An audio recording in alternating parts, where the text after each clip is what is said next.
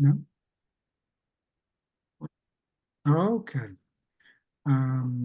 E come faccio a vedere tutti gli studenti? Perché mi vengono solo 2 alla volta. Ah, no, no. Ah, ok, ok. Okay. Hi, Asil. Thank you for joining us. As usual, every time that I have a problem with the computer, which is very often because I'm not good with computers and I'm not good with Zoom, I ask my wife, Giovanna, and she is always here to help me. But we usually speak in Italian. So if you don't understand what I'm saying, it's because Giovanna is Italian and we usually speak in Italian. So, okay.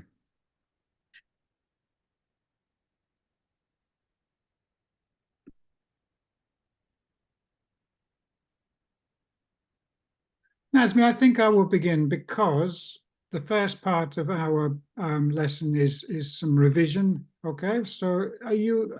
I hope Okay. everyone is okay. Yeah. We can begin. Yeah. Yeah, it's okay. Okay. Already 10 minutes. Yeah. Okay. Well, thank you all for joining. And just to remind you that this week we're looking at classroom management.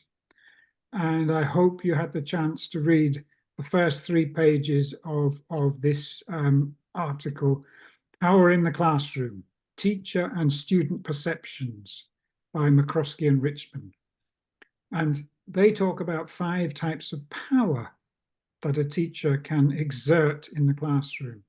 And we'll talk about these later in the lesson because they are linked to the idea of classroom management. And last week, we were looking at the word meaning. And just to think about last week's lesson, Ellis talked about 2 types of meaning.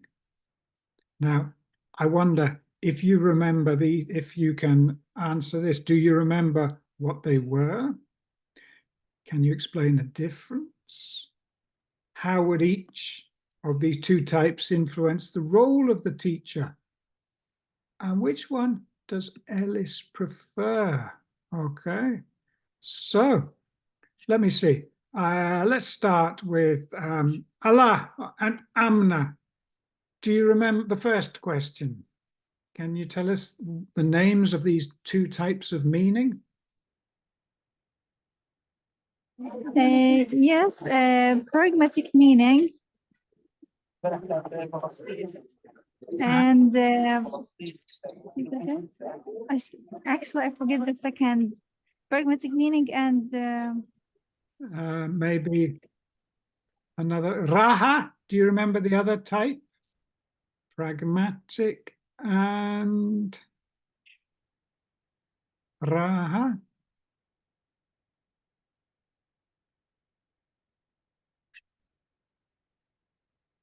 Amal, do you remember? So the first type was pragmatic meaning, and the second type was semantic meaning. Well done, Amal. Okay, good. And we had an example which was very useful to explain the difference between semantic meaning and pragmatic meaning. Do you remember the example that I used? Maybe Amal, are you still happy to talk, Amal? Do you remember the example we used?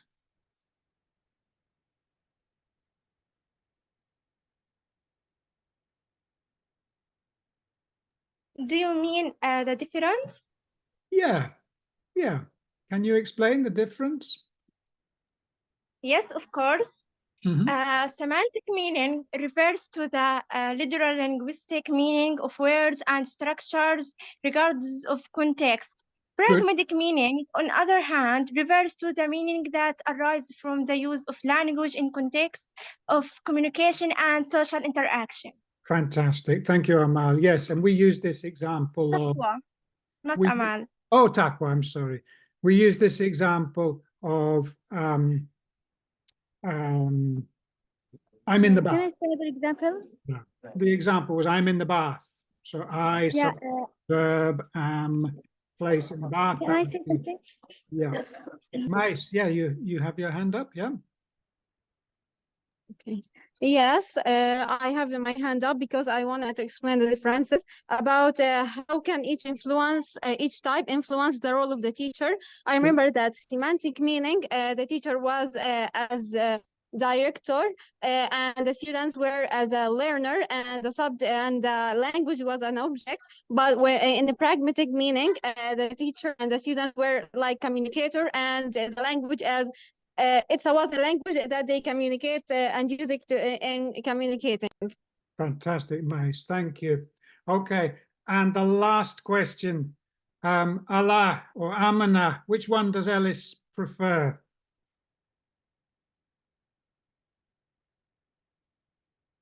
Example. Actually, I want to say the example Oh, that we good. talk. Yeah. Yeah, the example for romantic meaning is role play, and we make like a debate about animals and like this. And Okay. the second example is pyramid. Wait, we will talk about that in a few minutes, Allah. But thank you for telling me that. It's Amna, yeah. Amna, You're welcome. okay. Yeah. Amna, can you answer the last question? Which one does Ellis prefer, semantic meaning or pragmatic meaning? Can you remember? Actually, I think both of them were important, yani, for Ellis. Correct. But you're And it's correct. not actually the exact answer. No, you're correct. He thinks both of them are important, but maybe he says Oh, yeah. pragmatic meaning.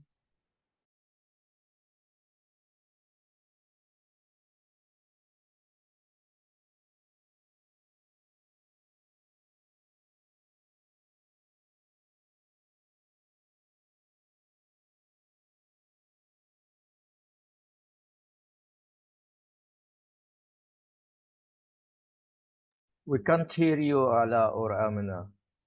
Sorry, we can't hear you. Ala and Amina were talking, can't hear you now. You're muted.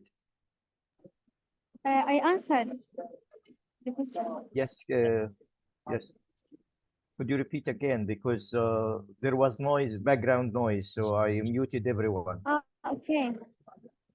Yeah, you can start. I said that I think Ellis said that both types were important, but he preferred pragmatic meaning more.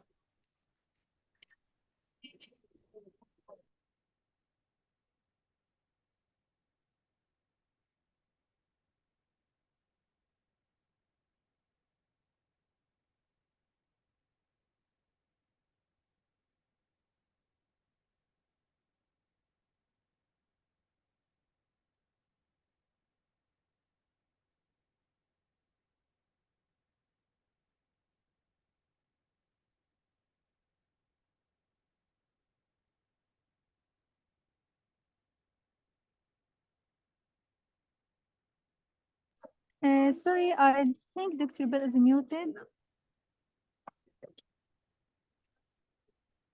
Is there a problem?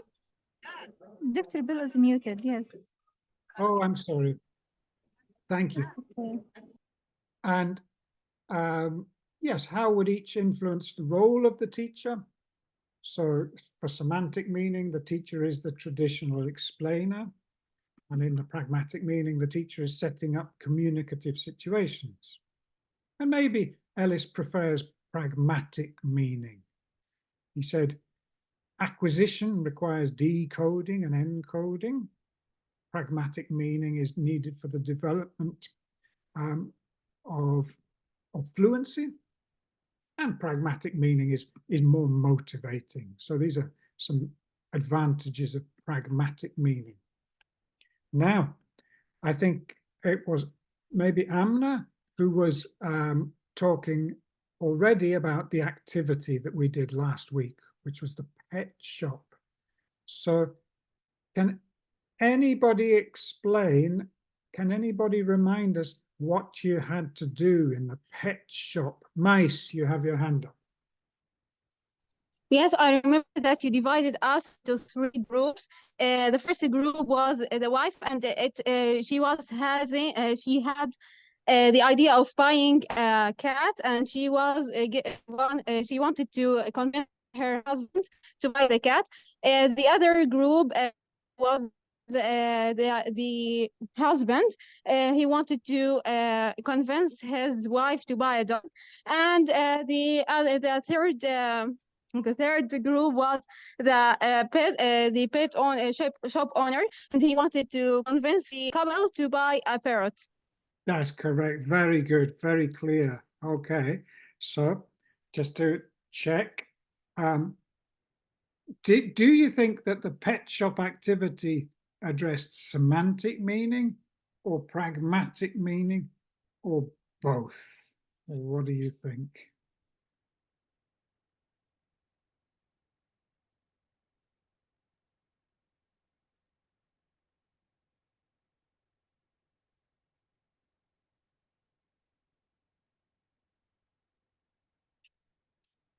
Taqwa. Both. Yeah, I think probably it did do both. But mainly, if you have to choose one that it did more, what do you think? So if we... Pragmatic meaning. Yes, I think so, because I was not the traditional explainer. If you look at the red at the top, I was a teacher setting up a communicative situation, okay? So probably it was more pragmatic. So it's more pragmatic because I threw you in to the situation. I developed a situation, I explained the situation, and I threw you into it, okay? But I was the teacher, and I could predict to a large extent the forms that you might use. For example, lots of adjectives. You came up with lots of adjectives. Like, can you remember some of the adjectives you used last week? Tell me. Nice. Like cute, intelligent, clean, expensive, cheap, something like that. Excellent. Raha, can you can you remember some other adjectives from last week? Not sure, maybe you weren't in the lesson. Anyone else? Any more adjectives?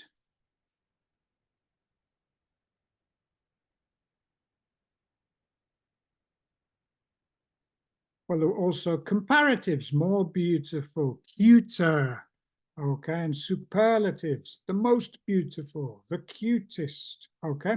So I think pet shop last week was more semantic, excuse me, more pragmatic, okay? It was a situation. I threw you in. But I knew what you were going to say in a way. I could predict that you would say lots of adjectives, lots of comparatives, lots of superlatives. So there was a hidden semantic element. I think Taqwa said that just now. Okay. Now, if I wanted, as a teacher, I could, before I did the lesson, I could have revealed the semantic element. I could have taught the adjectives, the comparatives, and the superlatives before I did the pet shop. I didn't, but I could have done. This is an honest question, and there is no correct answer, but what do you prefer? If you're learning a language, do you prefer somebody to teach you the grammar, teach you the meaning, and then you practice it? Or do you prefer us to do a situation where you try to express yourself, and then the teacher gives you the grammar? What do you prefer?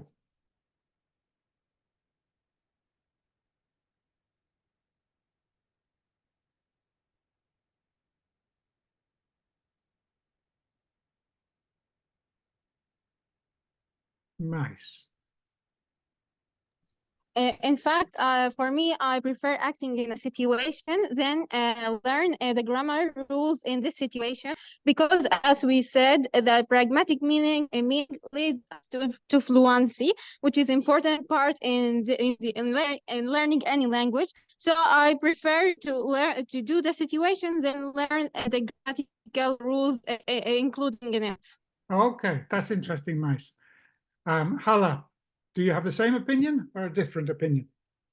Actually, a different opinion. I guess at first we have to, grammars have to come first, so you can make your sentences clear, so you can know how to speak. Then you should, I guess, the teacher should put the students in situations, conversations, and just like when I was practicing English at a Palestine Center, at first the master told me to start with him at levels. I took, I guess, to the 6th level. Then he told me to stop, Hala. Now you don't need to take more grammar and like that. Now come to the conversation course. Okay. Just like it was a step to me, and it really was good to me. And okay, that's interesting. So we have two different students, two different opinions, and that's fine, because when we read the article by Ellis, we see that some experts believe one way is best and some experts believe another way is best. And remember, we saw all students are different, okay? But it's important to know it's fine to have a personal preference. Asil, what do you think? I think learn language through situations and conversation, make the word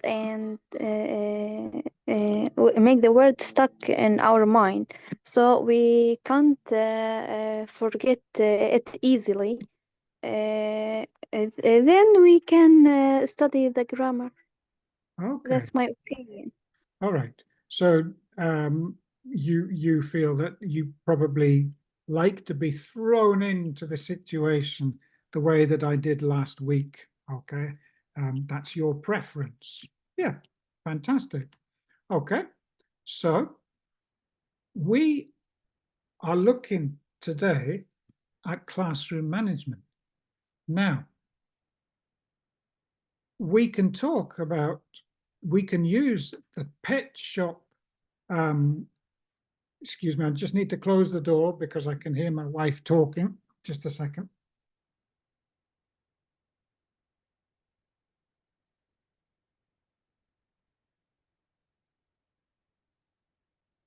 Okay.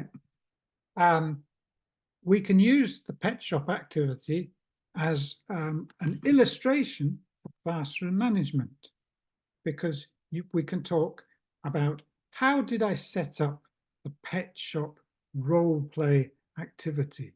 Okay, so I think somebody has already explained this. Okay, I showed you this slide. Do you remember?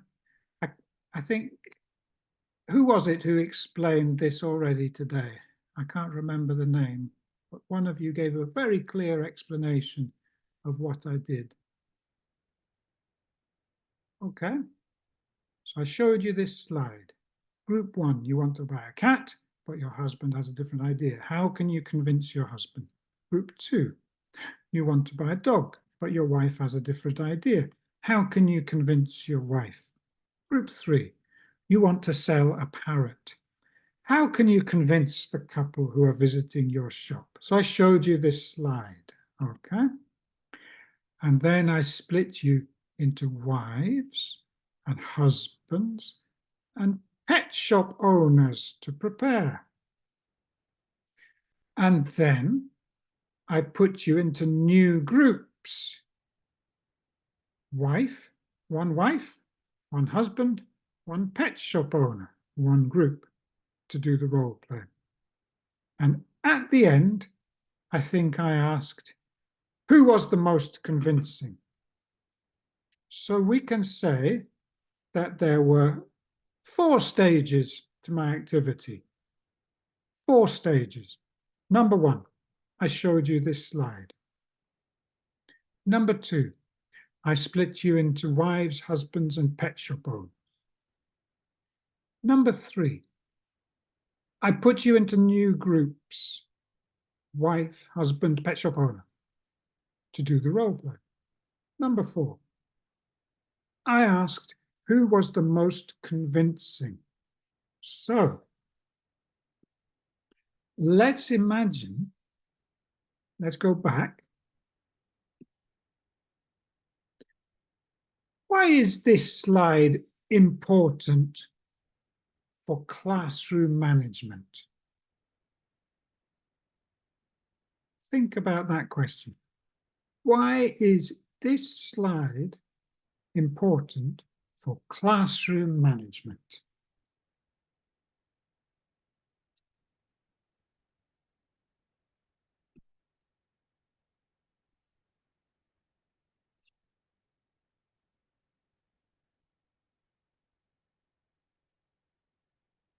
Anybody? Nice.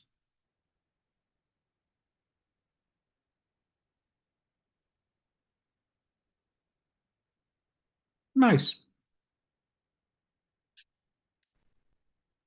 Because it shows us how the teacher managed to make the students play different roles, and he seemed in control to make the students play this role, and how to get the core of this role play activity.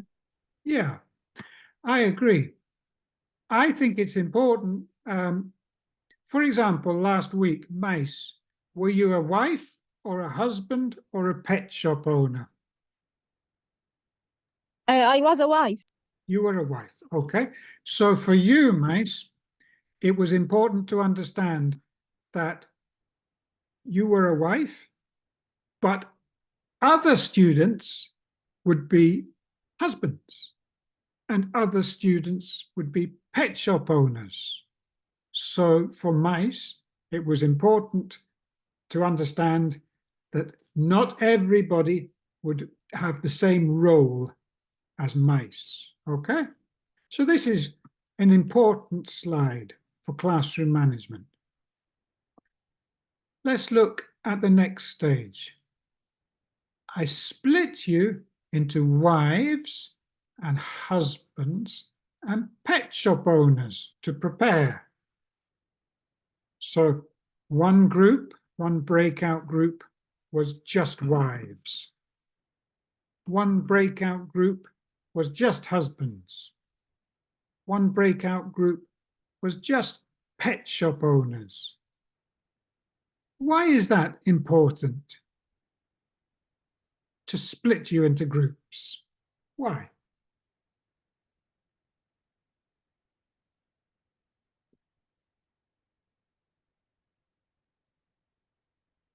Anyone else? It's good, Mace, that you have your hand up, but anyone else? Would anyone else like to answer?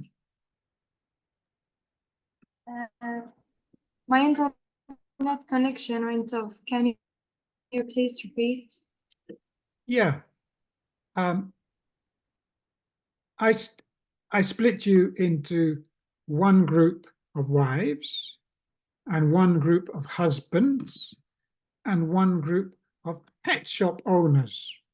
And I put you in breakout rooms. Why was that important for my class, to put you into different rooms? Amina, Allah. Yes, I think to exchange ideas, collaborate together to communicate and improve the sense of communication. Good. Okay.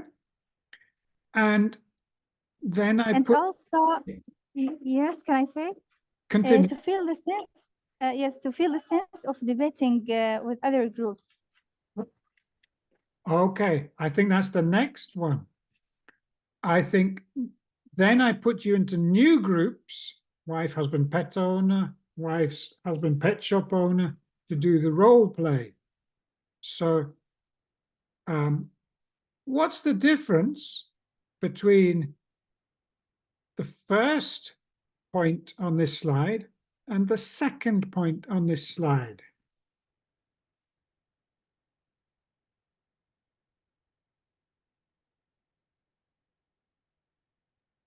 Excuse me, somebody is at the door.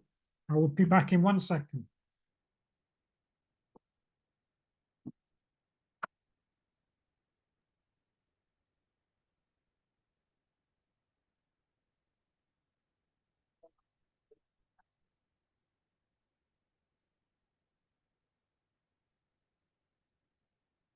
Okay, I'm sorry.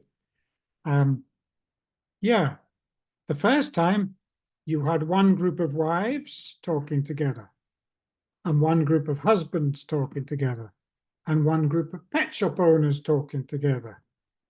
And then I put you into new groups. Wife, husband, pet shop owner, one group. Wife, husband, pet shop owner, another group. Wife, husband, pet shop owner, another group. So why are those two different stages important? Asil. I think to enhancing cooperative learning, because when students work together in groups, it enhances their communication and collaboration skills, and it's promoting active practice participation, promoting active participation. That's a good answer, Asil. And what do you think is the difference in the first activity, the first bullet point, and the second one? The second activity, we put our ideas and thoughts together. But in second activity, we show our ideas and try to convince the other group with our thoughts and ideas. And like a debate, Good. we Good, have an. Asil. That's good, Asil. So here's an important question. The first sentence on this slide. Then I split you into wives, husbands, and pet shop owners to prepare. So if I forgot this, split you into wives, husbands, and pet shop owners to prepare, it would be negative. It would have a bad effect on my lesson. Why is that an important point in my lesson? To split you into one group of wives, only wives, one group, only husbands, one group, only pet shop owners. Why is it necessary to have that section of the lesson?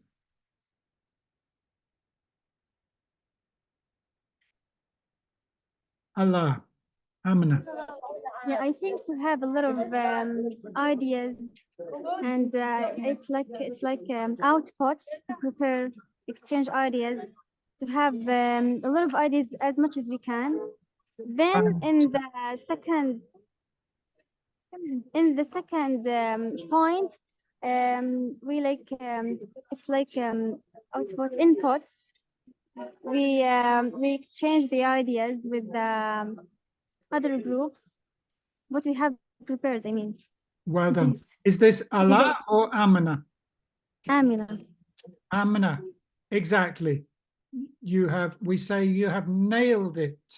The first one you can see you are preparing, and in the second one you are convincing. You're doing the role play. And at the end, I think I asked who was the most convincing. Okay. So a lot of classroom management is about having clear stages. That is a clear lesson plan. Okay. So in your course with Dr. Nazmi, have you talked about writing lesson plans?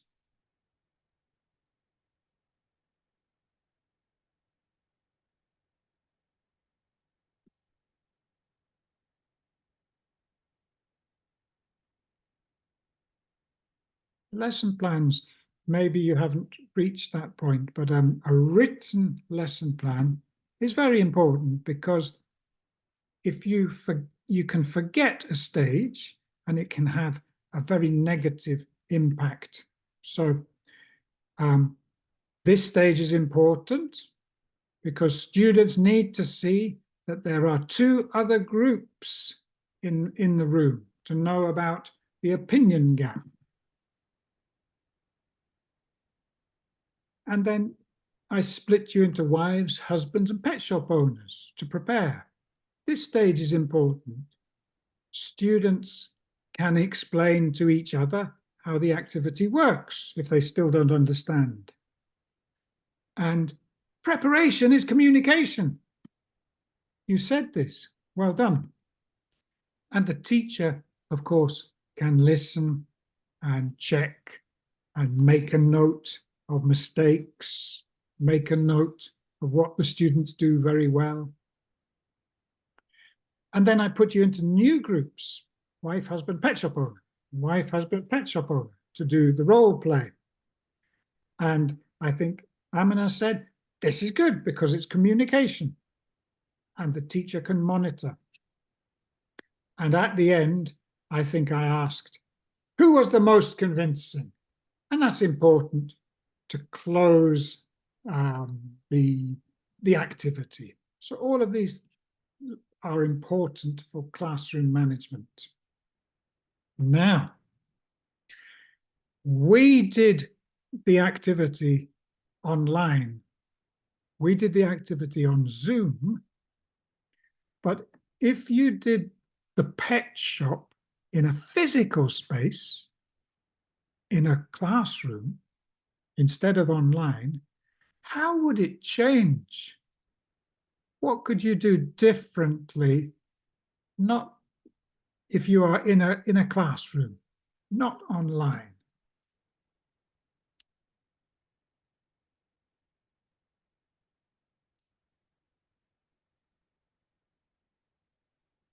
Put your hand up if you have. Think about classroom management. What would you do differently to help the students understand what you want them to do?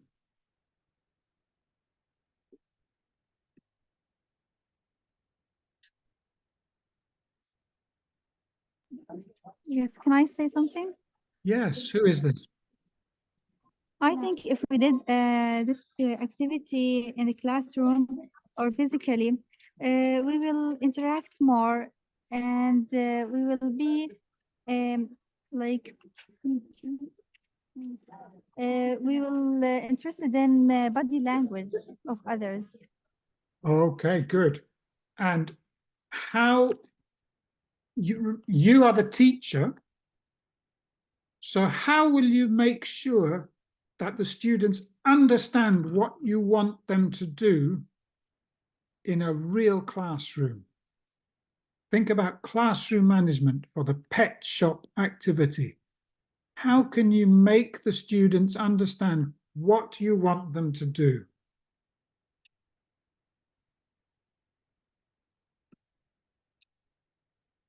Asil.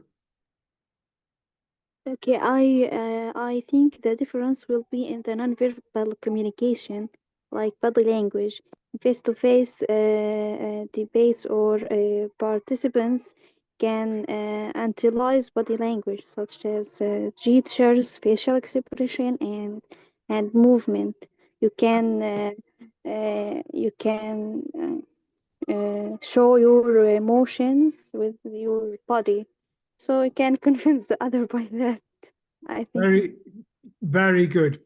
Yes, body language is possible. Yeah, and the facial expressions. That's a very good point, Asil. Anything else? If you did the pet shop activity in a real classroom, how could you make sure the students understand what you want them to do? So Asil talked about body language and expressions. Anything else?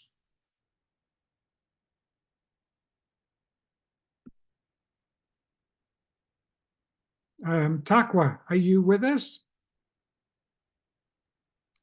I think physical space, it is possible to have a faster discussion and reach better points by confusing the person in better ways, such as expressions. Because we are face to face, but I don't see that there is much difference between classroom, physical space, or online. Takwa, you know, your answer is very interesting because you are a young person. So for you, the online world is normal. So I find your answer very interesting. But for me, I'm an old person, so I find the online world is quite challenging. Yeah, but that's a fantastic answer, Takwa. Okay. Yep. Anybody else? Anybody else? Allah, Amna, you have your hand up. Yes, for me as a teacher in a classroom, maybe first I will begin by explaining the game or the role play to ensure they understand what is required, like students. Afterward, maybe I will make a prova for the game, and this will make the students motivated for doing it. Can you repeat that? You will make what?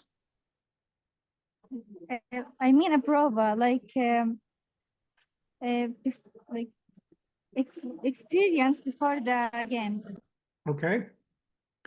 Okay. Okay. So you would do an example. Yeah, that's nice. Yeah.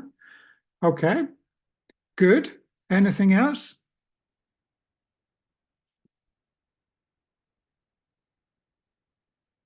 Amal, you have your hand up. I will ask the students who understand what I want you to do.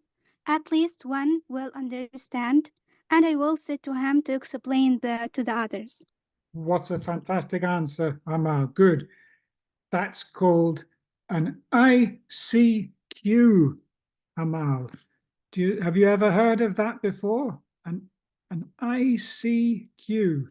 It's called an instruction checking question. ICQ, instruction checking question. So that's a really good answer, Amal. You would ask one student to explain the activity. Yeah, good. Okay, so this is what I wrote in answer to my question. How would the pet shop activity change if you did it in a physical space instead of online? So I thought, one, you could physically move the groups and you could make a corner of the classroom, which is a real pet shop. Yeah. You could use, for classroom management, you could use colored handouts to make the groups 100% clear. So, for example, all of the wives have a green piece of paper. All of the husbands have a blue piece of paper. All of the pet shop owners have a red piece of paper. Okay, so this can help for classroom management. And maybe it would be easier to monitor, easier to walk around and check who is saying, listen to mistakes, okay? But I can't remember, maybe it was Taqwa said, it's very easy to do this online. For me, as an old person, I find it more difficult. But for you, as young people, maybe you find it easy to monitor online. For you, it's normal, it's not a problem. Okay? All right. So, let me ask, what do you think is important for effective classroom management? Okay, so we've talked about a few things, but can you make a little, just take a minute to think, you want to make it clear some things, what do you want the students to do? So for example, Asil talked about body language and expressions. And Amal, she talked about ICQs, information checking questions. So those are two good ideas. So does anybody have any other ideas for what helps to make things clear in the classroom?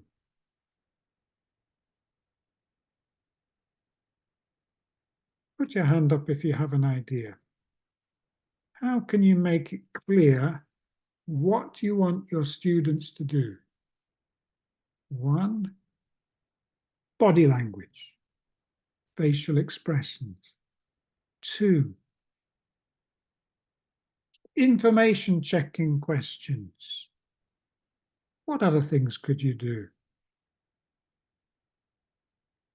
Think about a teacher that you've had who was very good at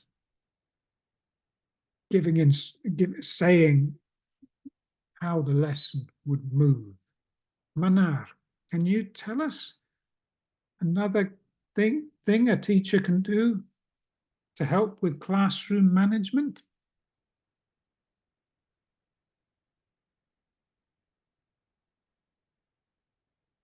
Or Raha, what do you think a good teacher does for classroom management?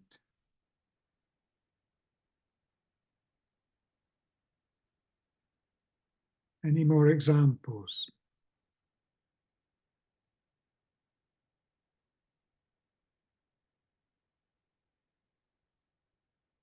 Taqwa, you have your hand up. Yeah. Maybe clear expressions, like students need to know what is expected of them. Clear rules and routines can help create a structured and predictable learning environment. Okay, so I think you have two good ideas there. One is clear expressions from the teacher.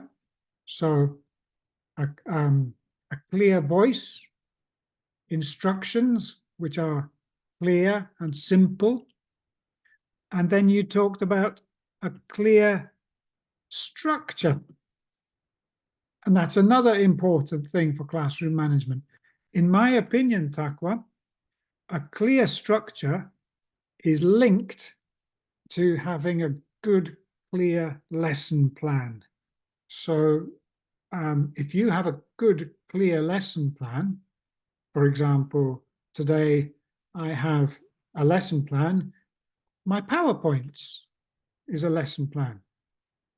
So if I have a clear lesson plan, my PowerPoints, that helps me to explain what I want you to do. Yes, Taqwa. And I want to add maybe a sense of community. Creating a sense of community in the classroom can help students feel connected and supported with others. Lovely idea. Thank you. Allah, Amna. Yeah, actually for me, it's important to create a competition every week between students, to split them into 3 groups, and make a revision for the whole week, and to reward the students who pass this questions and competition. I mean, this motivate them to study and to share a lot. Okay. But in my opinion, excuse me, is this Allah or Amana? This is Allah. Allah. In my opinion, Allah, what you are talking about is important, but it's not about classroom management, really. Classroom management is telling students, helping students to understand what you want them to do. But I think you are talking more about motivation, Allah. Do you understand? Yes, yes. Yeah, and I agree, Allah, that it is important. But I think what you're saying is a bit different from classroom management. But I agree, it is very important. Okay, Amal, what did you want to say? I think that when the teacher create a pleased and relaxed atmosphere inside the classroom, that will help the students to feel confident and express their ideas. That's interesting. For me, what you're saying is very similar to what Taqwa said about creating a sense of community. Yeah, a clear and relaxed atmosphere is linked to this idea of a sense of community. Yeah. Okay. So let's have a look at some of the things that I wrote. These are some of my ideas. Okay.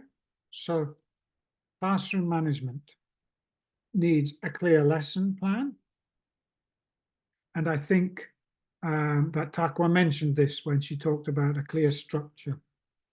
It needs clear instructions. And I think Amal talked about this when she talked about ICQs, information checking questions. That's an example of a clear instruction. But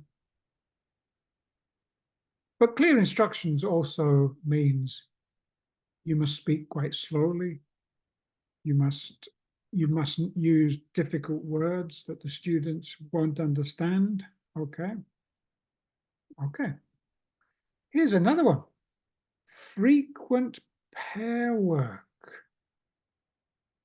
We didn't talk about that. You didn't mention frequent pair work, but how could pair work be useful for classroom management when the teacher is managing what he wants or she wants the students to do? How could pair work be helpful? Nice. Because when students work together, they be open on the other perspectives and opinion, so they become more active in the lesson. Maybe, but I think there is another. May I say something? Taqwa. This helps to promote cooperation and interaction among the students. I think, again, it's an important thing, but it's not direct. What you have said, Taqwa, is not directly linked to classroom management. Remember, for me, classroom management means explaining to the students what you want them to do. Okay? Making the students understand what you want them to do. Why is pair work important for that?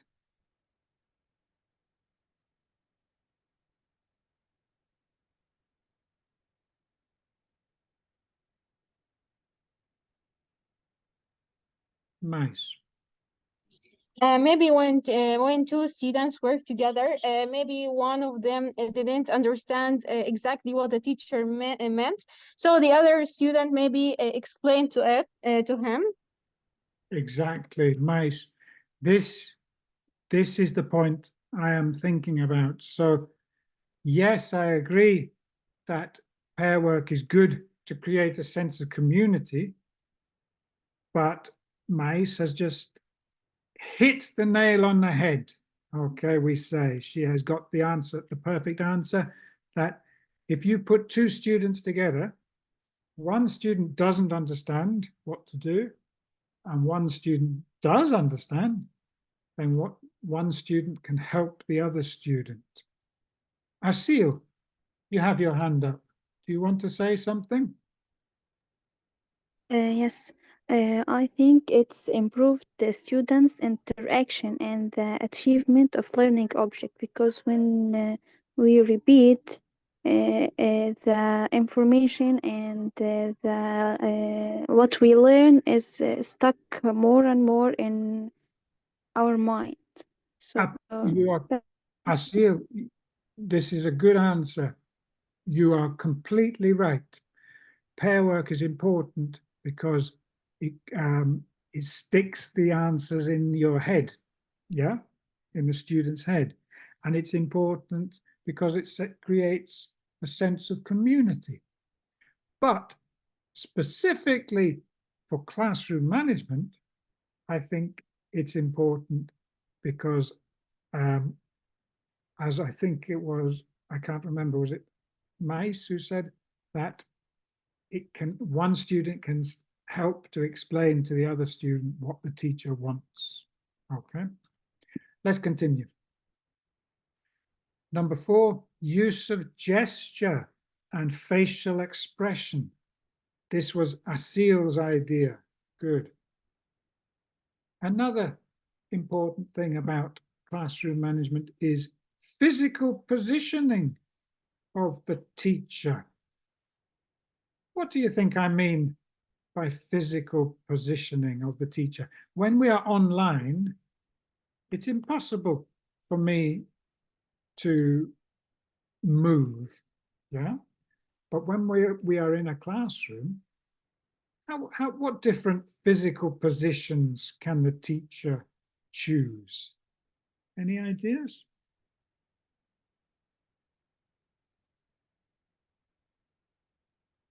Taqwa.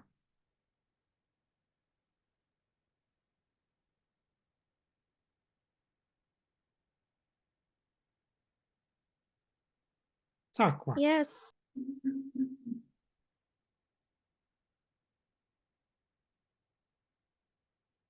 Are you okay, Taqwa? Can you answer? I want to say that the teacher can move around the classroom and interact with the students in individual or in groups. Good, good. Yes, that's an advantage. Yeah, I guess it's also possible to do that online. Yeah, to jump in to breakout rooms. Yeah, yeah. Sometimes a teacher can use his or her physical position to say, I'm the boss. And sometimes, so I'm the center of attention. You must listen to me. And sometimes the teacher can walk away and sit in a corner. Why do you think a teacher might want to walk away and sit in a corner?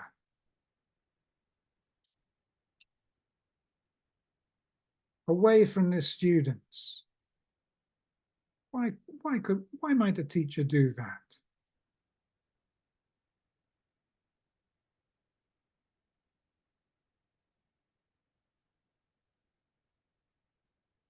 So normally a teacher is standing in the middle of the room, or sometimes a teacher could be walking and talking to groups, or maybe a teacher would go and hide in one corner of the classroom, away from the students. Why do you think a teacher could do that strange thing?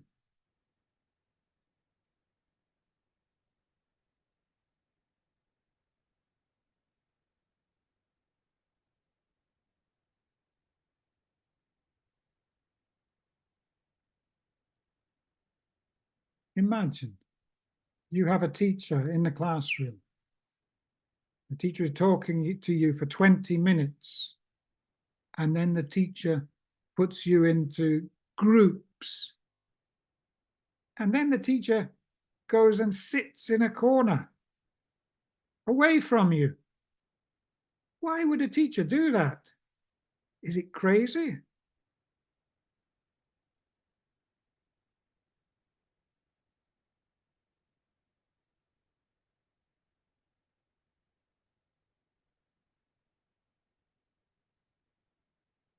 Nice. I think because when the teacher moves from a stage to stage, it's some of classroom management ways that make the students know that the teacher moves from activity to another. As we learned in IELTS principle number 9, when learner differences, because I think it increases students' motivation and aptitude. That's a very good answer. Thank you. Yes, it can signal exactly a move from one stage of the lesson to another. So imagine I put you into groups to discuss, and then I go and sit in a corner. So it shows you, as Mais says, that it's a new activity. It's a new stage to the lesson. So physical positioning, often a good teacher will change his or her position in the classroom to show that it's a new stage in the lesson. And it's good, Mais, that you're referring to Ellis again. Well done. And finally, a good rapport. Oops, excuse me. A good rapport is important for classroom management. Takwa, you mentioned this. You talked about a sense of community. Amal, you mentioned this. You talked about a clear and relaxed atmosphere. So all of these things are important. Okay, so let's look at the homework.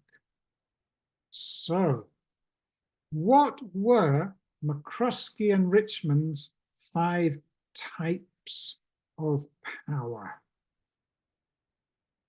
Okay. All right. So, who has their hand up? Excuse me. Takwa. Okay, I will give each type a very short definition and then a short example. Okay. 1. Force of power is using punishments to enforce disciplines or compliance. Example, the teacher threatens to lower the student's grade if they don't submit their homework on time. Good. Okay, 2. Takwa. So that's the first one, yeah? 2. Reward power is giving rewards to motivate students to act in a certain way. Example, the teacher promises extra points if students actively participate in class discussions. Good. 3. Legitimate power is the teacher's authority comes from their official role in the classroom.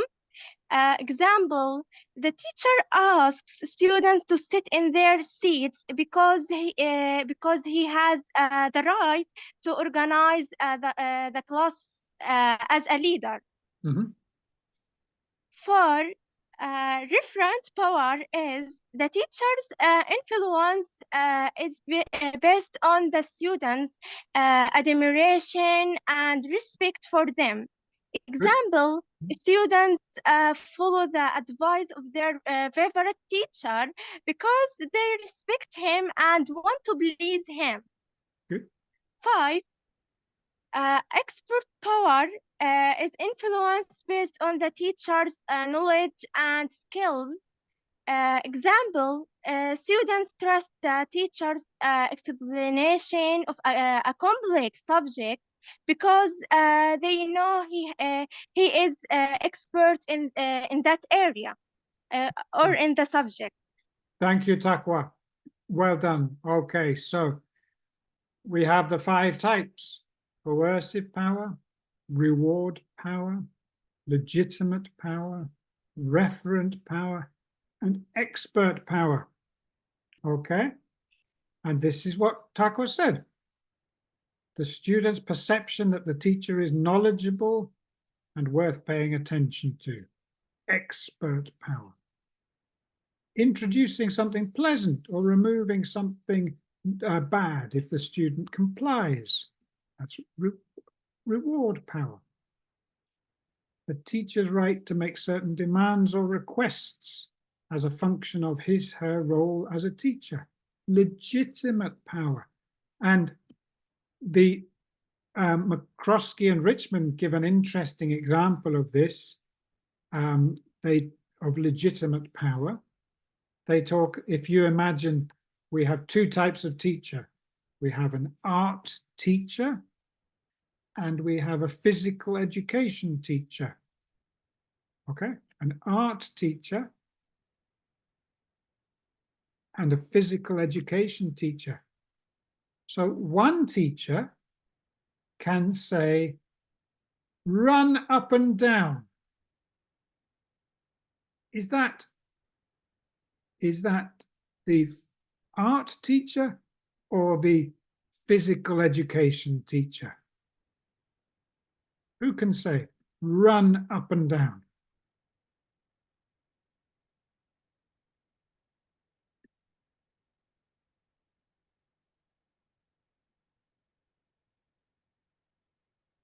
Physical teacher. Yes, the physical education teacher, that's correct. Because in a physical education lesson, the teacher has the legitimate power to say, run up and down. But if the art teacher said, run up and down, you would think, oh, she's crazy. She doesn't have that legitimate power.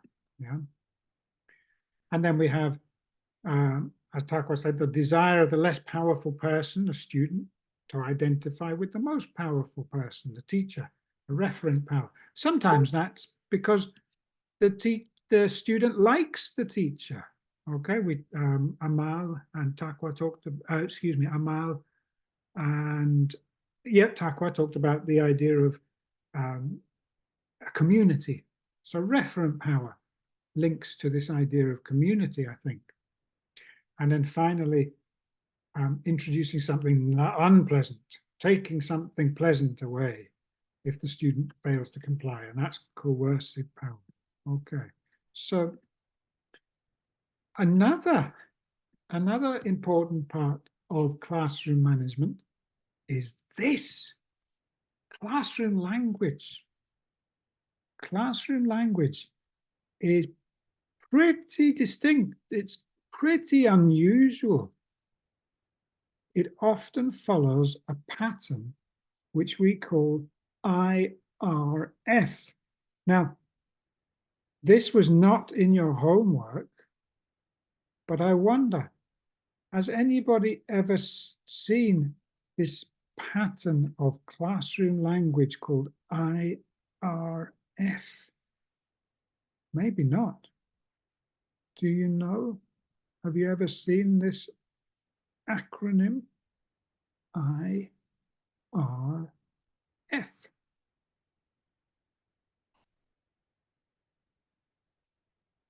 No? Okay.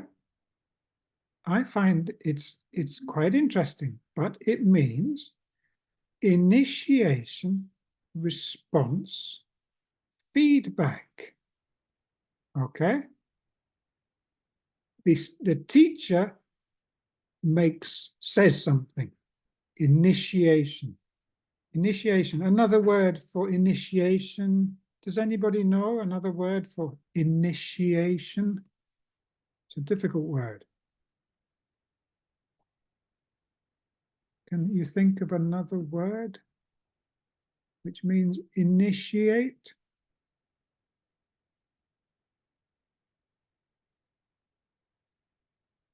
It's a very difficult word. It means beginning. Okay, initiation means to initiate means to begin something. So initiation, the teacher begins something, and then there is a response from the student, and then the teacher gives feedback. Okay, so initiation, I could say to you, let me think.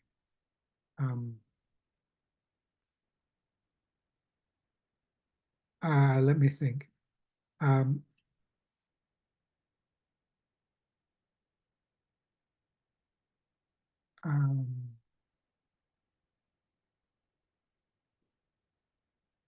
How old are you, Asil? How old are you, Asil? I'm 19 years old. Oh, that's very interesting. Okay, so initiation is my question. Response, 19. Feedback, that's very interesting. You understand? Initiation, response, feedback. IRF.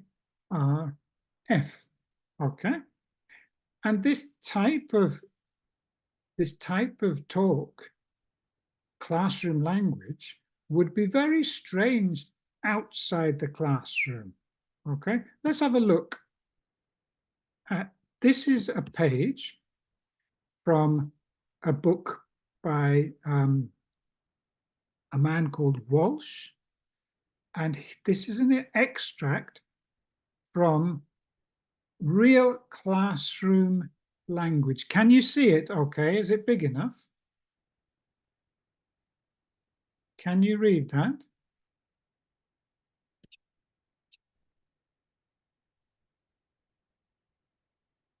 Mice, can you see that okay? Is it big enough? Yes, we can see it. Okay, so take 1 minute to read it, okay? You understand? What does T mean on the left? T means, Amal, what does T mean?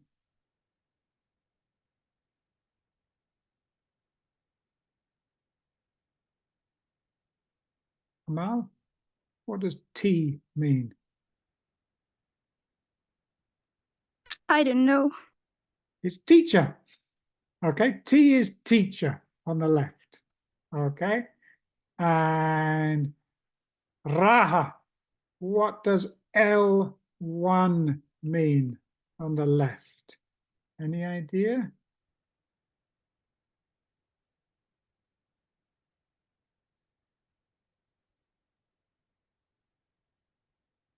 Okay, mice, L1. I think learner number 1. Excellent, good. So we have teacher and learner 1, teacher, learner 1, teacher, learner 1, teacher. Okay, 1 minute, read the interaction between the teacher and the learner. 1 minute.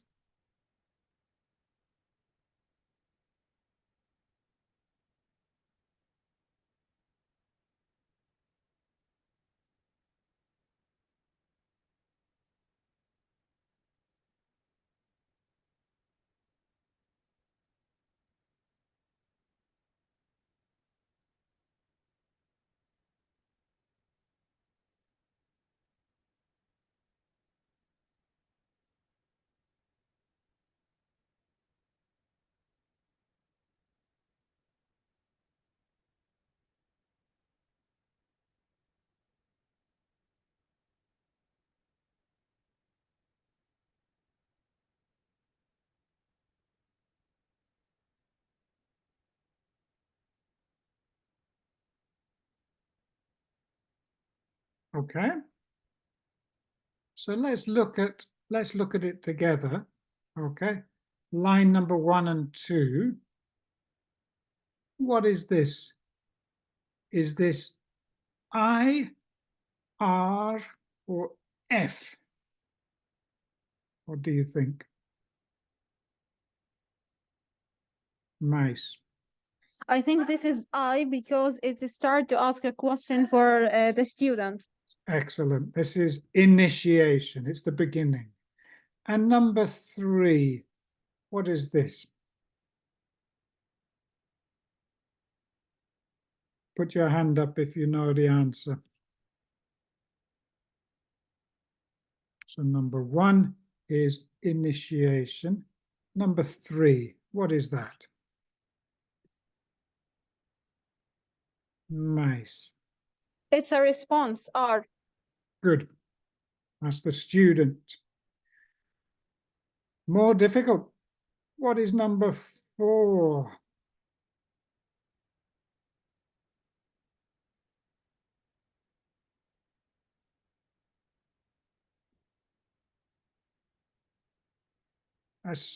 Is that mice? Yeah. I think it's a comment from the teacher and the student then complete her answer. Yeah. So number 4, mice. Would you say that's feedback or initiation? I think it's initiation, not a feedback. Yeah, it's difficult to be sure. Okay. And then number 5. What is that?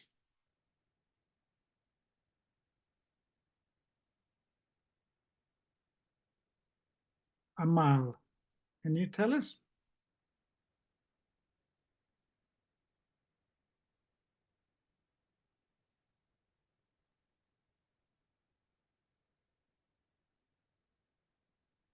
Asil, yeah? I think it's a compliment for the response. Good. Number 5 is another response from the student. And then number 6.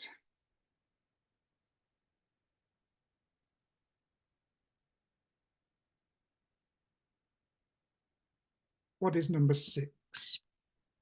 Mice. I think it's initiation. I agree. It's a new question from the teacher, initiation. And number 7.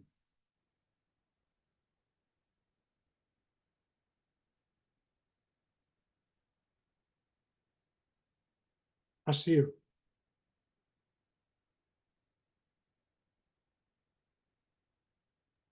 Number 7 is a response for the initial question. Good. The student is, oh, excuse me, no. That's a difficult one. It's the teacher again. The teacher is helping, excuse me. The teacher is helping with number 7. And then number 8. Number 8 is the response. Yes, yes, right. Yes. And then the teacher in the last one, number 9. What is the last one? Mice. It's a feedback. And then at the end, you're correct, mice. I think it's 2 things.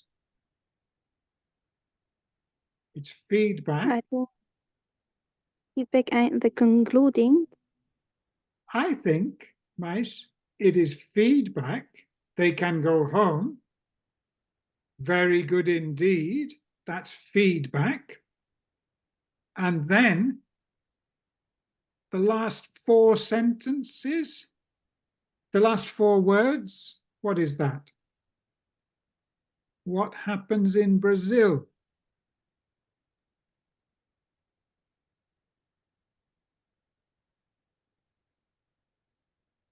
I think it's a new initiation. Okay, so number 9 is 2 things.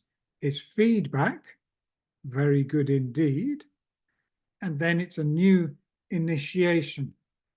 Right, what happens in Brazil? Okay, so this is IRF. Okay, so what is the link excuse me, we have only a short time left now. We've nearly finished. But what is the link between IRF, initiation response feedback, and classroom management? Why do you think that IRF is linked to classroom management?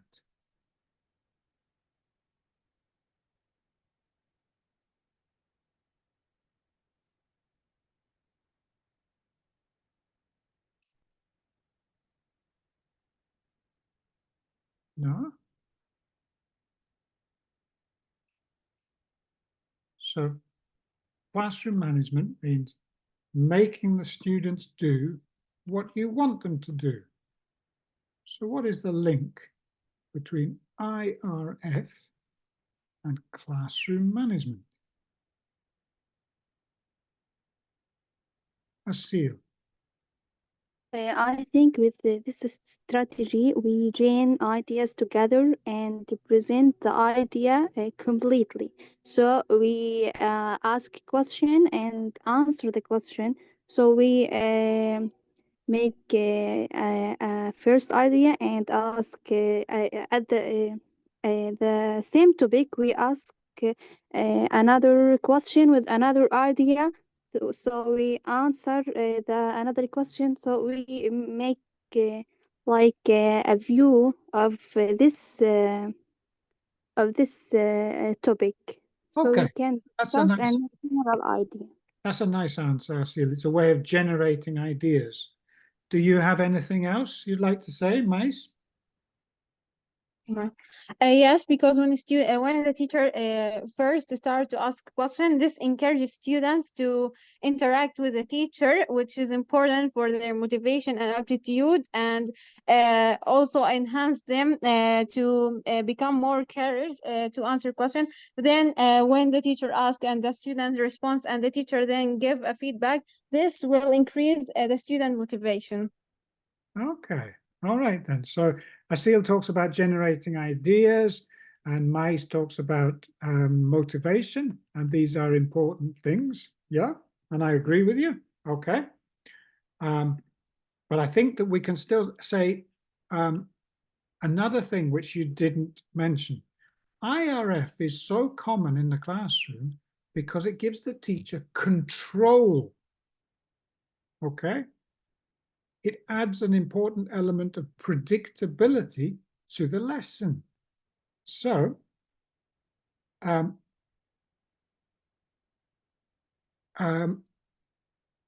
who is the boss in the lesson?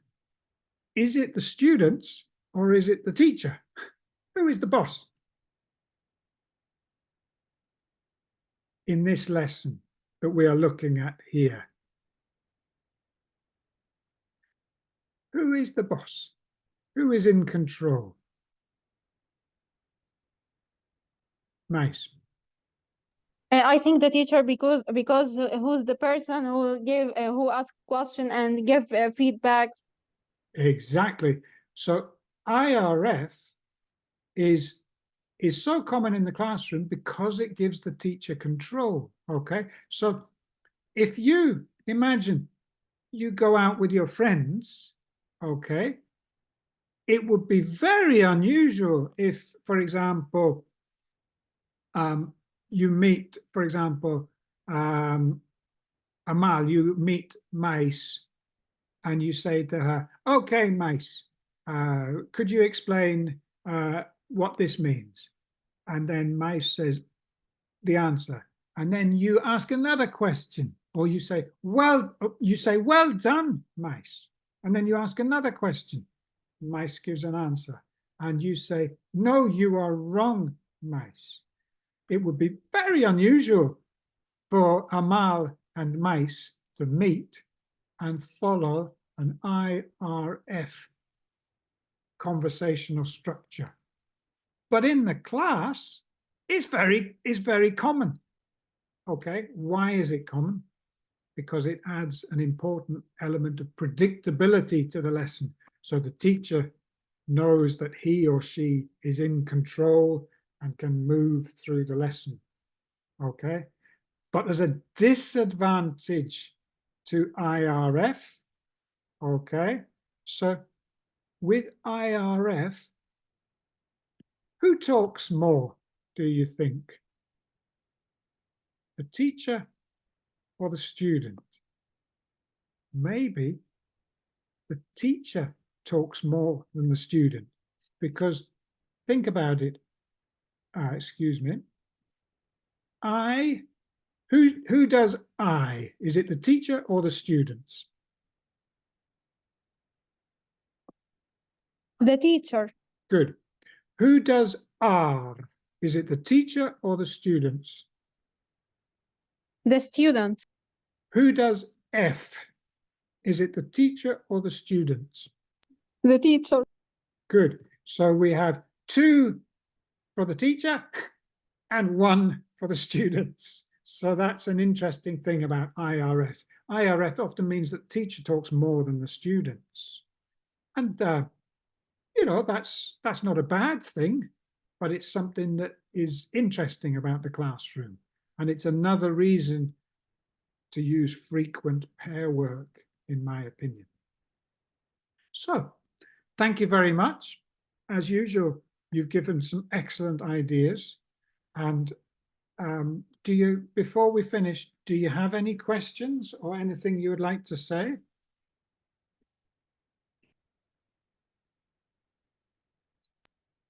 Thank you for this interesting session, Dr. Bill. You're welcome. Thank you. Thank you very much. Do you have any questions? No, everything is clear. Thank you so much. Okay. Anyone else? Okay. Well, next week, we're going back to Ellis. Okay. We'll be looking in more depth at what it means to know something. So to prepare, I would like you to read Ellis's principle number 4. Learning implicit knowledge versus learning explicit knowledge. Okay.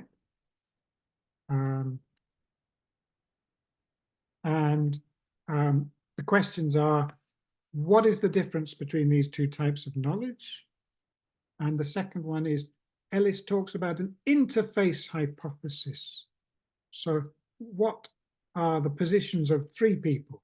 Brashen, De Keyser, and Ellis about the interface hypothesis.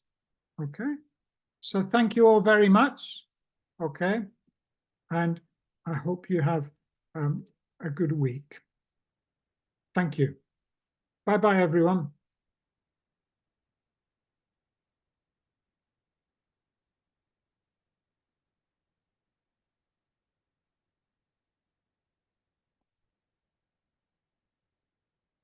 Nazmi, Salah, are you there still?